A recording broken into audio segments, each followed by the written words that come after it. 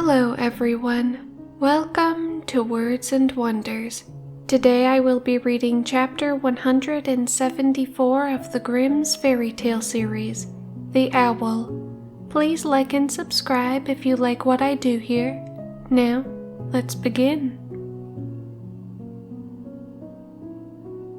200 or 300 years ago, when people were far from being so crafty and cunning as they are nowadays, an extraordinary event took place in a little town.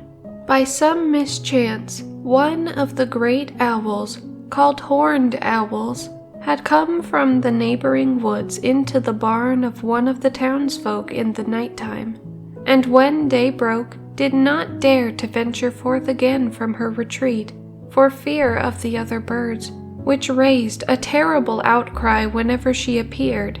In the morning, when the manservant went into the barn to fetch some straw, he was so mightily alarmed at the sight of the owl sitting there in a corner, that he ran away and announced to his master that a monster, the like of which he had never set eyes on in his life, and which could devour a man without the slightest difficulty, was sitting in the barn, rolling its eyes about in its head.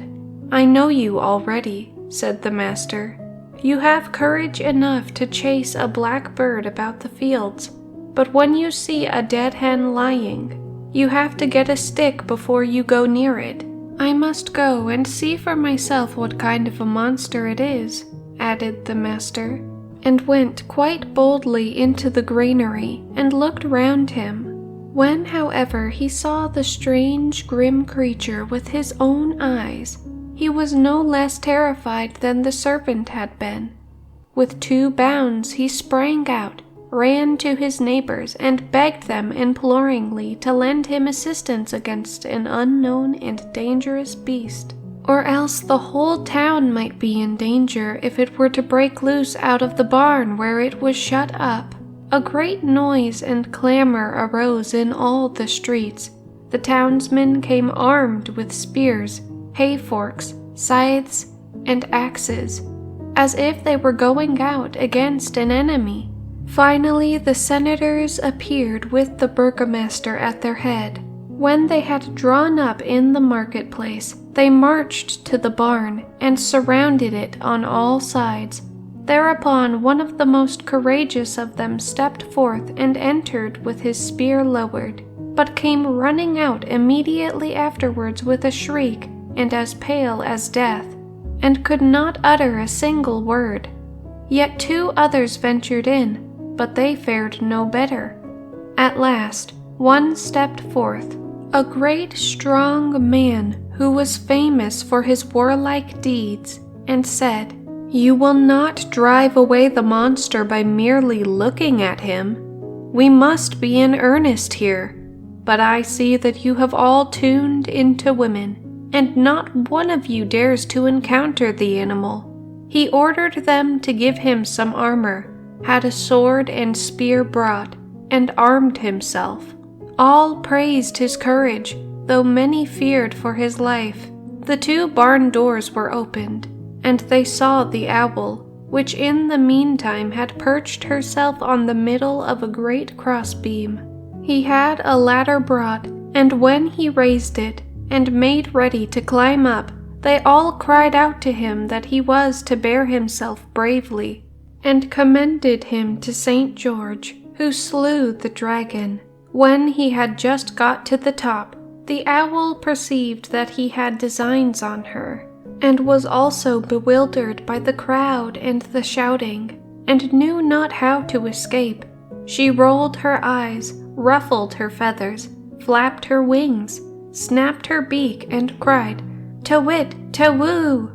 in a harsh voice. "Strike home, strike home!" screamed the crowd outside to the valiant hero. "Anyone who was standing where I am standing," answered he, "would not cry 'strike home.'" He certainly did plant his foot 1 rung higher on the ladder, but then he began to tremble, and half fainting, went back again. And now there was no one left who dared to put himself in such danger. "The monster," said they, "has poisoned and mortally wounded the very strongest man among us by snapping at him and just breathing on him. Are we too to risk our lives?" They took counsel as to what they ought to do to prevent the whole town being destroyed.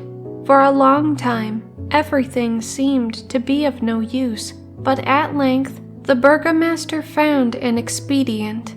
"My opinion," said he, "is that we ought, out of the common purse, to pay for this barn and whatsoever corn, straw, or hay it contains, and thus indemnify the owner, and then burn down the whole building, and the terrible beast with it. Thus no one will have to endanger his life. This is no time for thinking of expense, and stinginess would be ill applied." All agreed with him, so they set fire to the barn at all four corners, and with it the owl was miserably burnt. Let anyone who will not believe it go thither and inquire for himself. Thank you guys for watching, and if you would like to hear more stories like this, feel free to like, subscribe, and comment down below. Bye bye.